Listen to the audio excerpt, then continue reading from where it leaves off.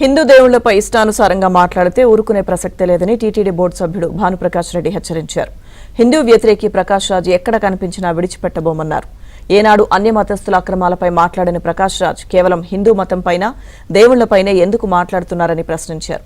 హిందూ దేవుళ్లపై పోస్టులు, ప్రకాష్ రాజ్ చేసిన వ్యాఖ్యలపై సైబర్ క్రైమ్ డీజీ రవిశంకర్ను కలిసి బీజేపీ నేతలు ఫిర్యాదు చేశారు.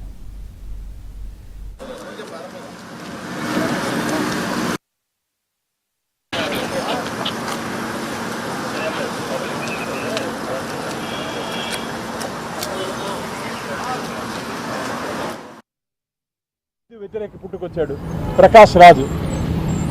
వాడు నోటికి వచ్చినట్టు మాట్లాడతాడు. శ్రీరామచంద్రులు ఉత్తర దేశం నుంచి దక్షిణ దేశానికి వచ్చారని, పళ్ళు దొంగలించారని చెప్పి పళ్ళు రాలిపోతాయి. నువ్వు ఎక్కడ కనపడినా సరే నీకు పళ్ళు రాలిపోతాయి. ప్రకాష్ రాజు ఏం తమాషా అనుకుంటున్నావా? నీ